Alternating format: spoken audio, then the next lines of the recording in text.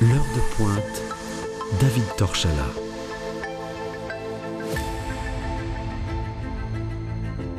Bonjour et bienvenue dans l'heure de pointe, ce magazine de société qu'on aime présenter sur Radio Présence avec vous, Anne Deslois. Bonjour Anne. Bonjour David, bonjour à tous. C'est toujours un plaisir d'être au micro de Radio Présence à l'heure de pointe. Écoutez, merci en tout cas d'en assurer la fonction de chroniqueuse de l'émission. Et puis on a aussi le plaisir d'accueillir Delphine Pereira. Bonjour Delphine.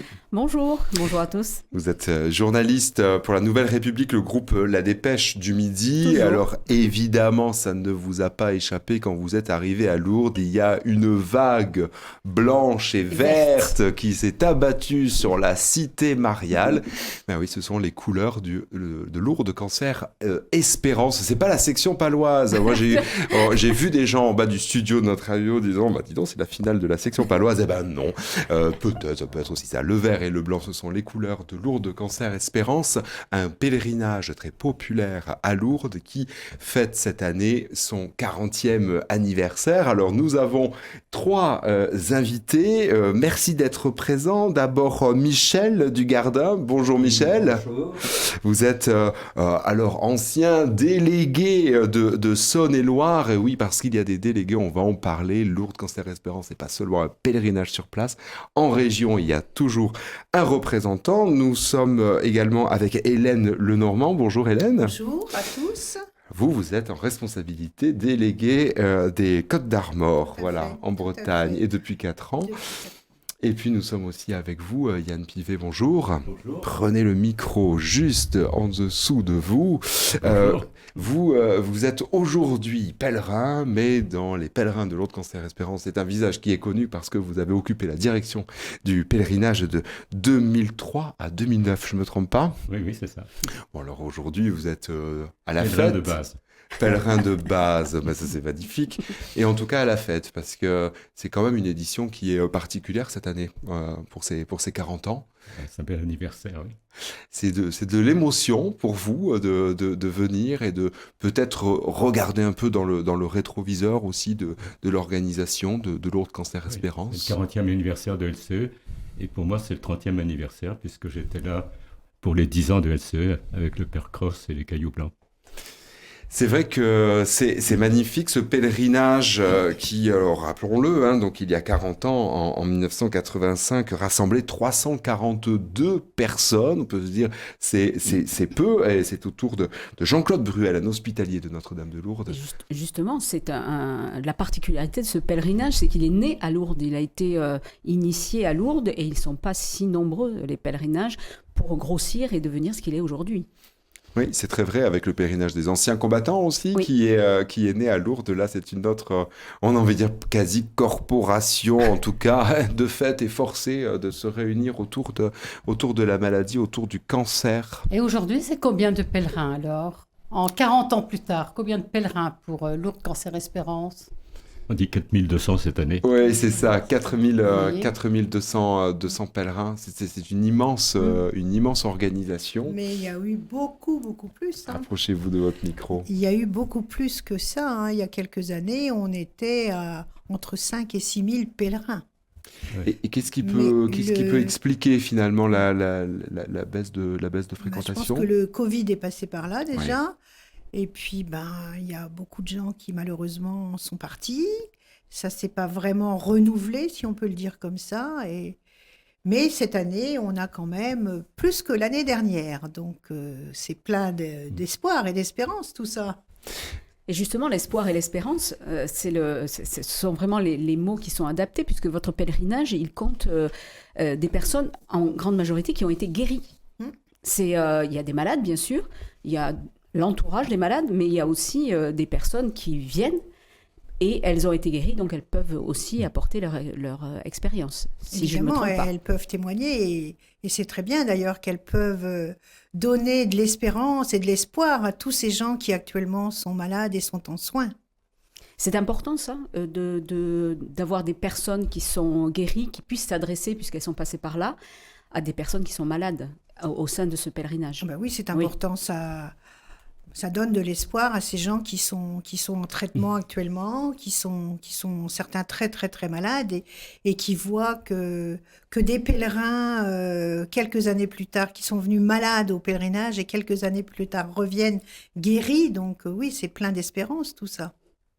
C'est aussi beaucoup d'histoires personnelles et on aimerait aussi découvrir avec vous ce qui vous a amené à vous investir auprès de Lourdes Cancer Espérance. Peut-être pour vous, Michel Dugardin, prenez le micro. Si j'ai bien lu, vous avez aussi souffert de problèmes de santé. Rapprochez bien le micro près de vous et puis vous êtes plus tard investi au point de représenter Lourdes Cancer Espérance LCE, on dit bien voilà. LCE, ça va être le mot code de l'émission. Oui, j'ai connu moi LCE parce que j'étais en équipe Notre-Dame et dans l'équipe j'avais le délégué LCE du département. Et quand donc j'ai appris ce cancer, j'ai voulu partager avec l'équipe Alors, Notre-Dame. L'équipe Notre-Dame pour nos auditeurs, hein, donc c'est ces couples qui se... Ce sont des couples qui se réunissent une fois par mois pour réfléchir un peu. Et donc, au lieu de parler d'un bilan de santé, de je ne sais pas quoi, médical, avec mon épouse, on avait choisi d'aborder ce sujet sur quel sentiment on avait perçu à l'annonce de ce cancer.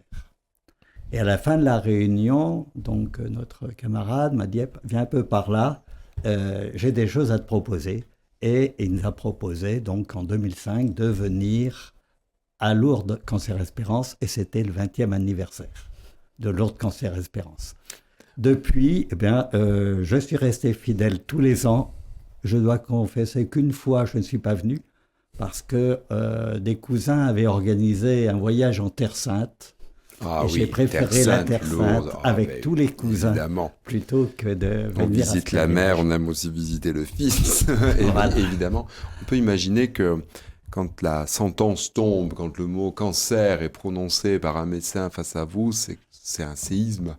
Comment vous l'avez ressenti? Comment vous avez vécu cette période? Le séisme, je dirais, il est plus pour l'époux ou l'épouse que pour la personne qui est directement concernée par le cancer.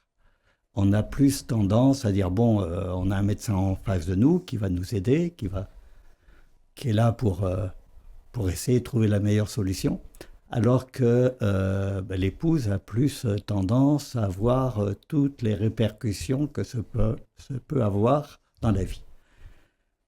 Alors ça a été la réaction de mon épouse. Moi, j'étais beaucoup plus tranquille, mais ça a été l'inverse quand on lui a annoncé 2 ans plus tard un cancer du sein, où elle l'a très bien accepté et moi, c'était panique.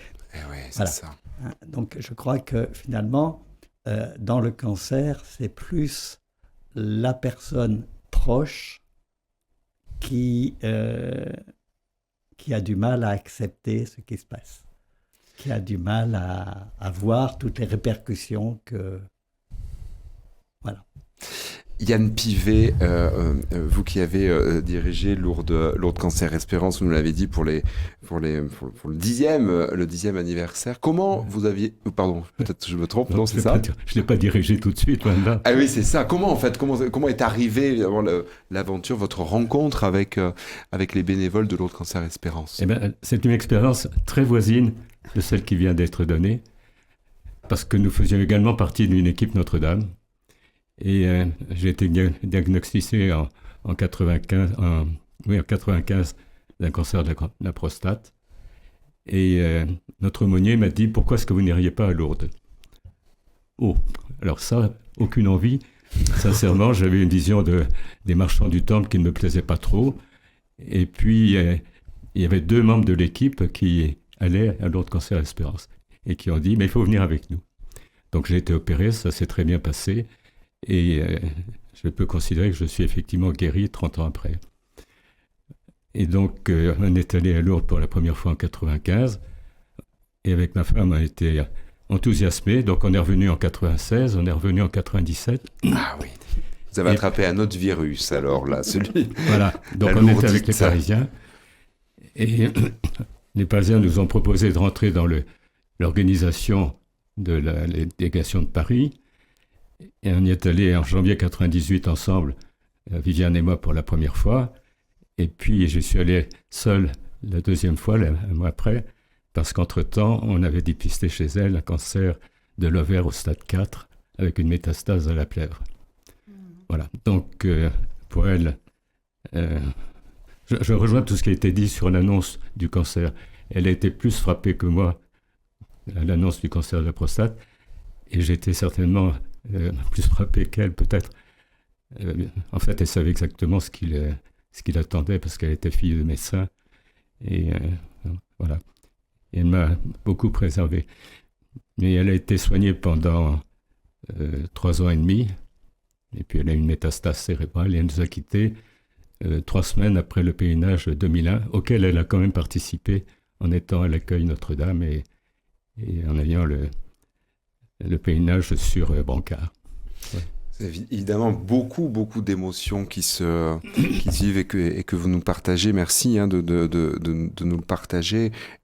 Hélène Lenormand, c'est vrai qu'on pleure un peu quand même aussi à Lourdes Cancer Espérance. Enfin, on dit de Lourdes Cancer Espérance, pardon, c'est le pèlerinage du sourire, parce qu'on sourit, mais il y a un petit peu il y a toujours un peu son paquet de Kleenex. C'est comme ça que vous l'avez vécu la première fois que vous avez découvert? Première année que je suis venue, de 2014, j'ai pleuré toute la semaine. Ouais. Tous les jours. Qu'est-ce qui vous faisait pleurer? Mais c'était toute cette émotion, toute cette bienveillance, tous ces sourires, tous ces gens malades qui n'ont pas demandé à être malades, mais qui sont là et qui sont portés par toute cette foule, quoi. Et moi, je pleurais. Et vous dites ça en riant aujourd'hui. Mais je pleure encore, hein, je vous rassure. Ouais, Je pleure bien encore. sûr. Et donc en 2014, vous découvrez évidemment Lourdes, cette organisation. Qu'est-ce qui vous a donné l'envie de revenir? Est-ce que vous étiez, vous, personnellement touché par la maladie ou un proche? J'ai Oui. été touchée par la maladie, mais il y a 30 ans de ça. Ça s'est bien passé. En fait, moi, j'ai pas eu besoin d'avoir des traitements. La chirurgie a suffi. Donc, c'était quand même plus léger que tous ces gens qui ont de la chimio. Mais je suis venue à Lourdes en 2014 parce que j'avais promis à une de mes collègues de travail qu'on viendrait à Lourdes le jour où on serait en retraite toutes les deux. Donc ça a été... Donc la promesse a été 2014, tenue. on est venu en Lourdes, et puis 2015, et puis 2016, et puis voilà. Puis je me suis investie aussi un petit peu dans la délégation, quoi, hein. Les petites mains, les petites choses à droite, à gauche. Et un jour, mon délégué, Monsieur Morin, me dit, tu déjeunes avec nous ce midi? Il y avait Marie-Claude qui était là. Madame Aïs-Purua. Voilà. Oui, Et une moi, des j'ai pas fondatrices, j'ai hein, pas du tout pèlerinage. compris, hein. J'ai pas tout compris. Et à la fin du repas, il me dit, est-ce que tu voudrais bien prendre le poste de délégué? Ouh là là là là, je lui ai dit, moi, je demande à réfléchir d'abord. Moi, j'ai pas réfléchi très longtemps, hein. Je crois que le lendemain, je lui ai dit, bon, ok, c'est bon. Eh bien, justement, qu'est-ce que le poste de délégué? Parce qu'en fait, vous avez des délégations un petit peu partout en France, et même à l'étranger, Oui. il me semble. Alors, comment ça se passe? Comment ça se passe dans chaque département? Qu'est-ce qu'on fait dans chaque département? Délégation. dans chaque Votre délégation. mission, Voilà. quel est votre quotidien de délégué? Beaucoup de travail quand même, malgré Ouais. tout. Et nous, dans les Côtes-d'Armor, on organise des journées d'amitié à peu près tous les 2 mois. Dans différents endroits du département pour se faire connaître. Donc, ça demande un petit peu d'organisation quand même, hein. Les journées d'amitié, aller rencontrer les gens. Là, les nouveaux pèlerins de cette année, je suis allée les rencontrer personnellement plusieurs fois pour leur expliquer. Puis dès qu'ils m'appelaient, je retournais. Donc voilà quoi. Anne Deslois. Alors justement, dans les délégations, on pense qu'il y a beaucoup de solidarité entre Ah les oui. différents membres de la délégation, donc beaucoup de soutien, d'accompagnement. Mais comment est-ce que vous associez aussi les proches, les familles, des malades qui viennent ou des personnes qui sont guéries, et qui viennent à Lourdes Cancer Espérance, LCE. Quelle place ça prend dans la vie en fait, des gens qui viennent rencontrer la délégation? Alors, bien souvent, ce sont les familles n'accompagnent pas forcément les gens malades, en fait. Souvent, les gens malades viennent un petit peu tout seuls en pèlerinage. Ça nous arrive d'avoir des accompagnants, mais quand même assez rarement. Mais ceci dit, les familles ont aussi leur place dans la délégation, hein. Dans les journées d'amitié, il n'y a pas de problème. Au contraire, on les accepte volontiers, hein. Ça permet de garder un lien, ces journées d'ailleurs que vous organisez, Oui. entre les pèlerinages. Ah bah bien Parce que sûr, c'est pas bah bien juste sûr, un parce- pèlerinage par an et puis après on fait rien toute l'année. Ça permet aussi de nourrir Tout le à fait, pèlerinage tout après. à fait. Nous, on se réunit en janvier, par exemple, on a divisé notre département en 4 secteurs et on fait, alors tous les week-ends de janvier sont pris, forcément, hein. On fait 4 galettes des rois. Ça, c'est pas mal, ça. C'est la On saison. profite. Et puis après, tous les 2 mois, on fait une journée d'amitié, quoi, hein. Alors, dans différents secteurs du département, avec une messe à l'endroit où on va. Après, il y a un repas au restaurant. Après, on peut faire une petite sortie. Ça dépend de la période de l'année aussi, De la hein. période, de l'envie, Voilà, c'est on tout, fait c'est janvier, on d'échanger. fait mars, on fait mai, juin à peu près, après août et après novembre. Yann Pivet, pour nous donner peut-être un repère sur le plan national, on l'a compris avec votre exemple Hélène et puis aussi votre expérience Michel en Saône-et-Loire. Lourdes Cancer Espérance est présent dans la quasi-totalité des diocèses de France. Quel est le lien avec l'Église, avec les diocèses? Comment tout cela s'articule? Alors, depuis quelques années, Lourdes Cancer Espérance est reconnue comme une assemblée canonique de fidèles. Donc, elle a été reconnue par les évêques de France, ce qui est très important. Et c'est marqué dans les statuts. C'est une organisation, au départ, de laïcs, mais qui est reconnue par les évêques. Donc, dans chaque diocèse, parce que les diocèses et les départements, c'est à peu près la même chose, hein. Oui. La République s'est calquée sur l'organisation de l'Église. Oui, et pour certains, à la tête, c'est un préfet, pour d'autres, c'est un évêque. C'est un peu ça. Il n'y a que les costumes qui changent. Oui, ça c'est sur la mission un peu aussi. Et la conséquence pratique, c'est que, en principe, dans chaque délégation, il y a un aumônier, et cet aumônier est désigné par l'évêque. Donc, alors qu'avant, chaque délégation se débrouillait un petit peu tout seul et essayait de trouver un prêtre qui accepte de venir accompagner. Alors, moi-même, j'ai été délégué de Paris pendant 3 ans avant d'être directeur de pèlerinage, et puis à l'issue, 6 ans à nouveau comme délégué de Paris.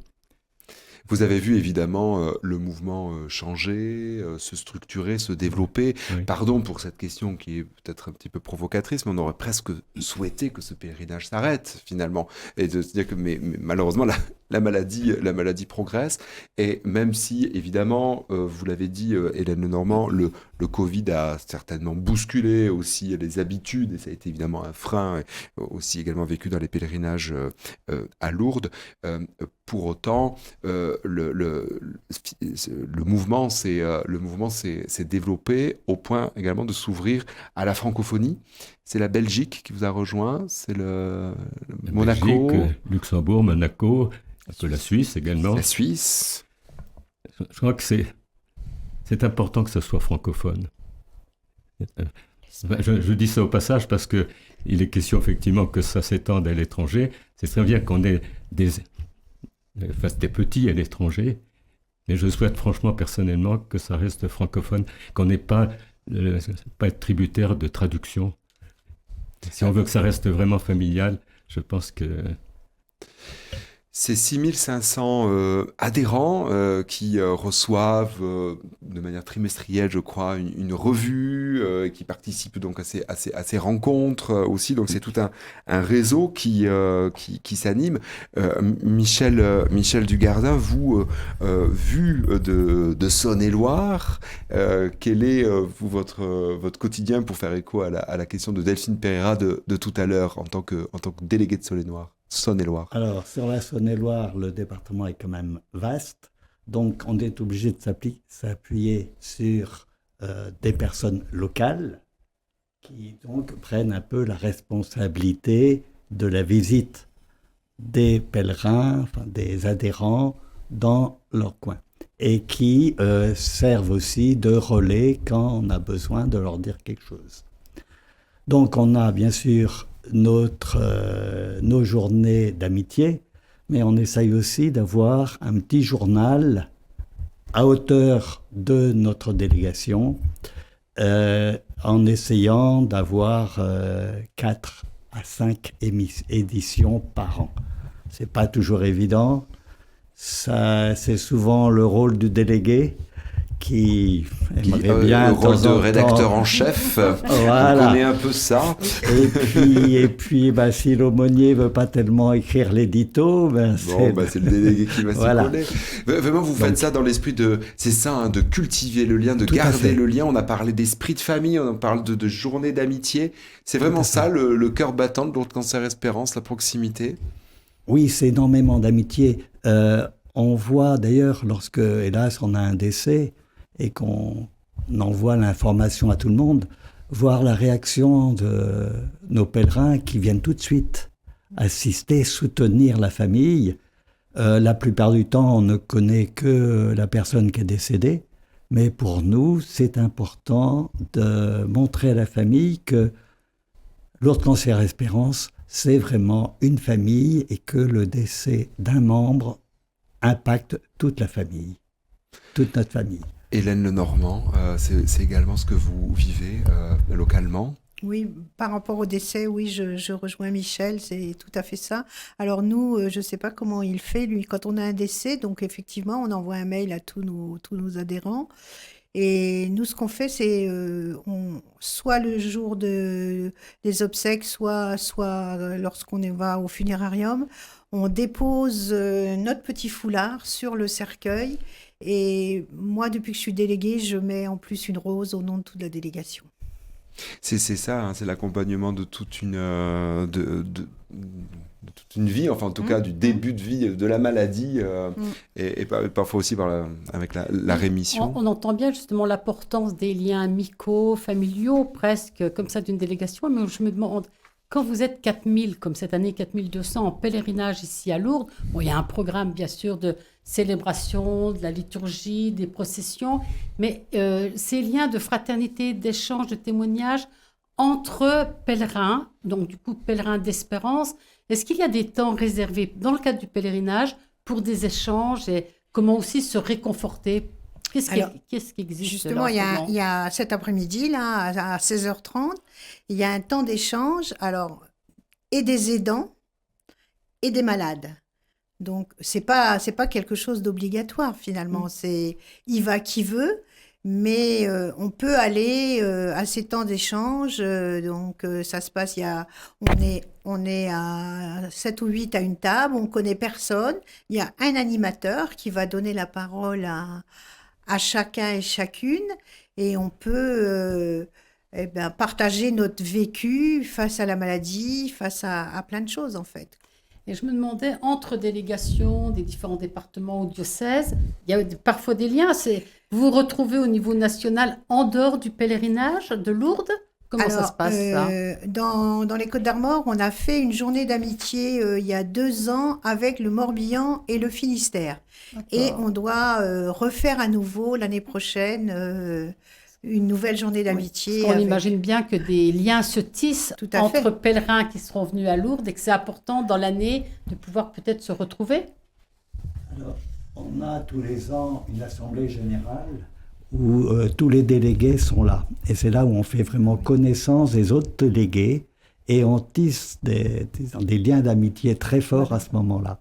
Et telle délégation, c'est Elisabeth, telle autre délégation, c'est Roger, ou Léandre, voilà.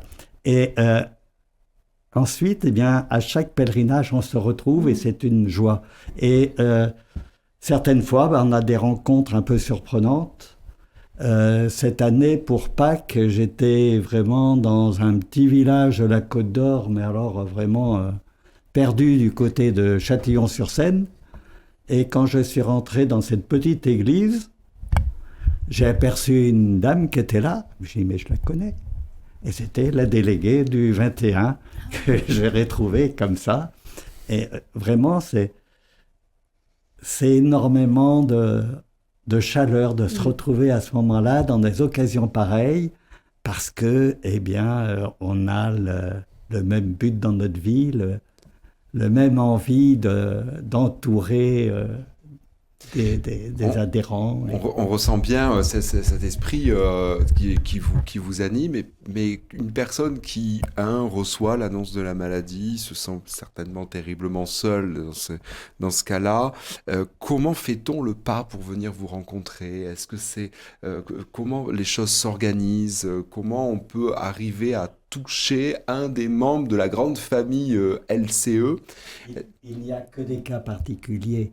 Là, si vous voulez, on a parmi nos pèlerins cette année, on a une personne qui, au cours d'une messe qui était dite, s'est mise à pleurer.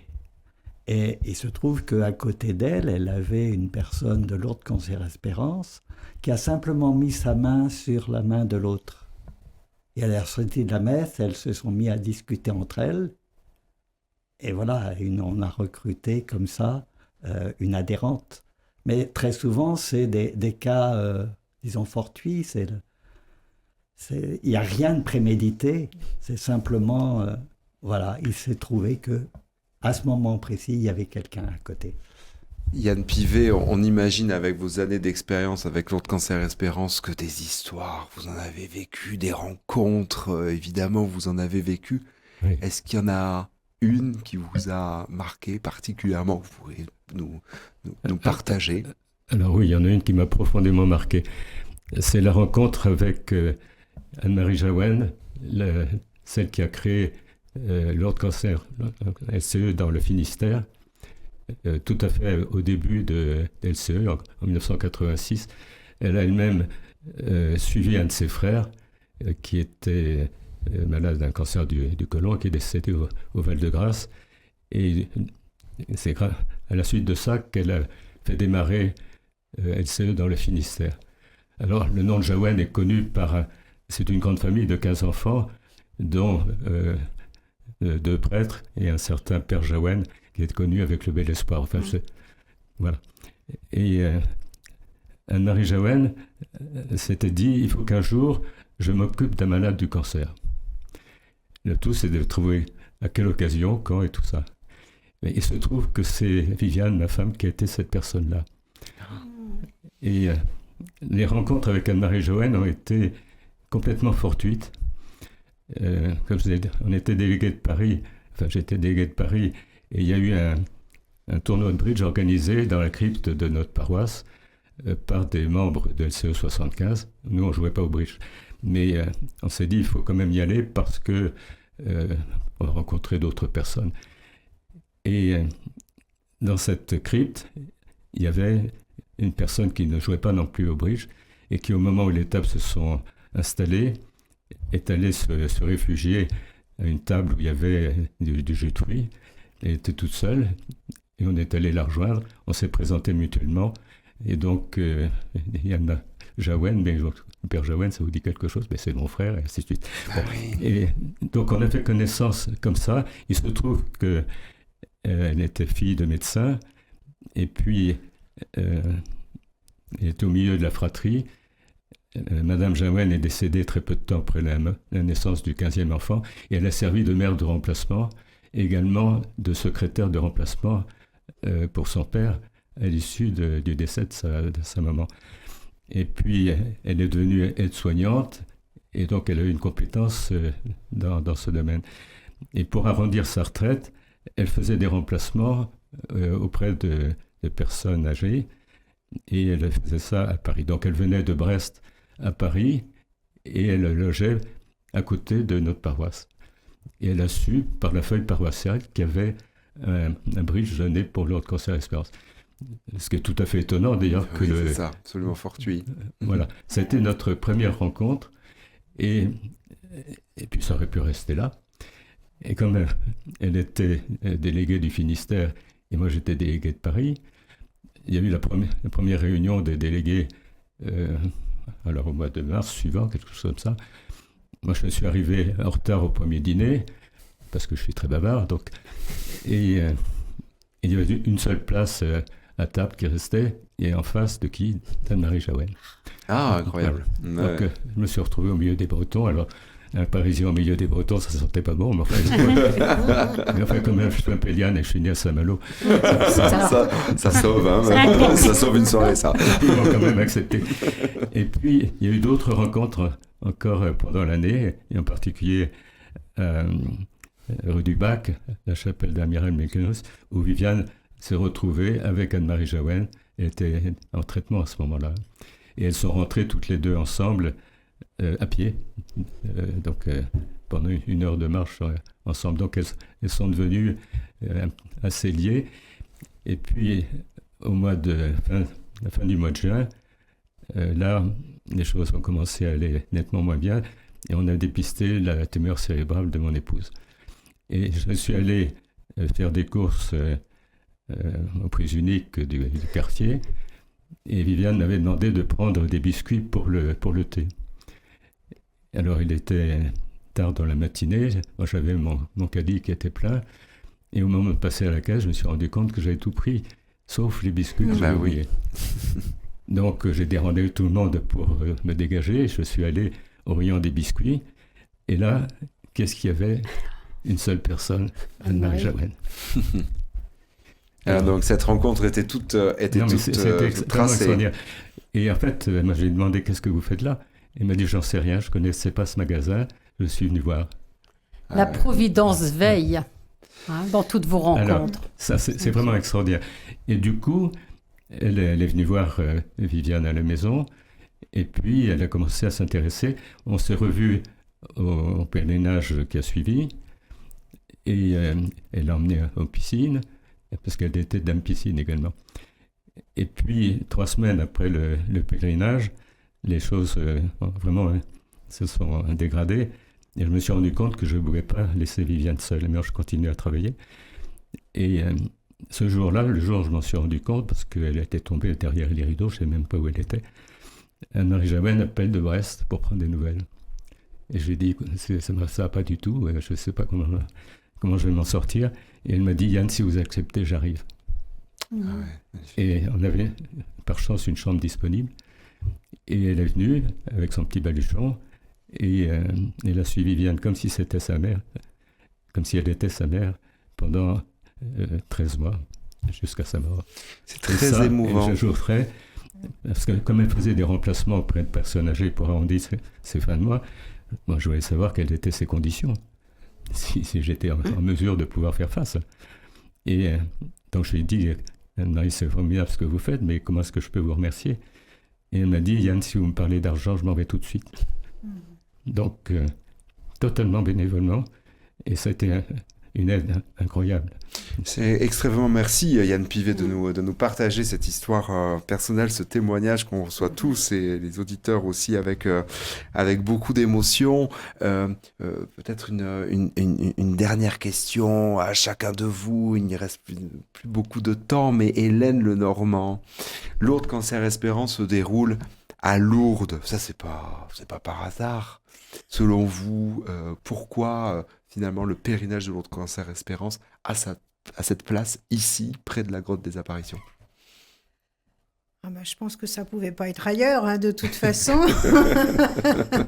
Lourdes, c'est quand même quelque chose. C'est de l'émotion pour vous quand Ouais. vous venez ici? Ouais, c'est beaucoup d'émotions. Beaucoup d'émotions quand je rentre dans le sanctuaire. Énormément. Et pour vous également aussi, Michel Dugardin, vous qui connaissez maintenant Lourdes depuis des années. Non, mais disons que Lourdes, c'est Marie.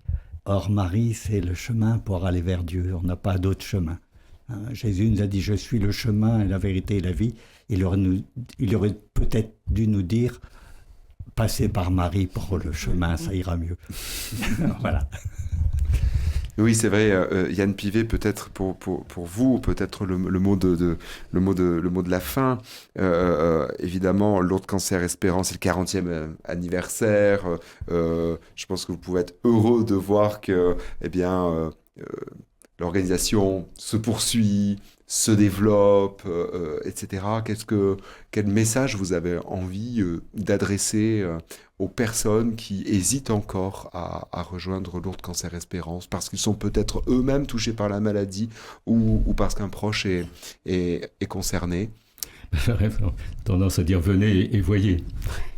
Parce que, vous voyez, on a fait venir avec nous notre curé, parce que j'habite en Bretagne maintenant, et c'est un Béninois qui ne connaissait pas la France. C'est la première fois qu'il traverse la France pour venir ici, et il est ébloui de voir autant de chrétiens, finalement, rassemblés, qui osent avouer leur foi en public de cette façon-là. Et puis, il y a une joie extraordinaire qui se voit, qui se sent. Et puis toutes ces personnes qu'on croise avec leurs petits foulards, la proportion de ceux qu'on connaît déjà. Ah, ben tu es là encore, et puis un petit bisou par-ci, un petit bisou par-là. Ben, c'est merveilleux. Mais je crois une chose qui est très importante, c'est vaincre la solitude. Je pense que ce qui est terrible dans la maladie, c'est les gens qui sont seuls. Et un de nos rôles, Lourdes Cancer Espérance, c'est d'essayer de casser les solitudes. Et donc, se préoccuper des autres, et en particulier ceux qui ont des traitements et qui n'ont personne pour être avec eux. Voilà, c'est un peu de notre rôle. Mais je pense que Bernadette serait très surprise si elle voyait Lourdes aujourd'hui. Merci vraiment d'être venus tous les trois nous parler de ce 40e pèlerinage de Lourdes Cancer Espérance. On a pris de la hauteur et de la profondeur, plutôt de la profondeur avec vous. On a parlé du nord de la France, de l'est, de l'ouest, mais évidemment Lourdes Cancer Espérance est également présent dans le sud-ouest. Près de nous, il y a un délégué. On aurait pu avoir le délégué de Toulouse ou les délégués encore plus proches de nos antennes à Lourdes. On le sait, c'est un pèlerinage qui est né aussi pas avec les Lourdais, hein, Delphine. Ça, c'est vraiment ce qui caractérise ce pèlerinage. Absolument. Pour être informé, faut aller sur Internet. LCE, 3 lettres, Lourdes Cancer Espérance sur les moteurs de recherche.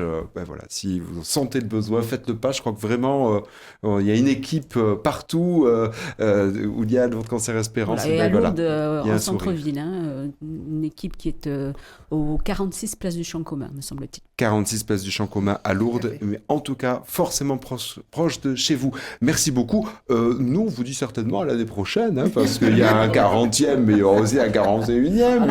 On espère bien. Oui, et avec vous tous. Merci beaucoup. Moi, je veux vous remercier parce que vous êtes vraiment porteur d'espérance et je crois que pour nos auditeurs, ça a été très important comme émission. Merci. Merci aussi. Merci à tous et à une prochaine fois. Au revoir. Merci. L'heure de pointe, David Torchala.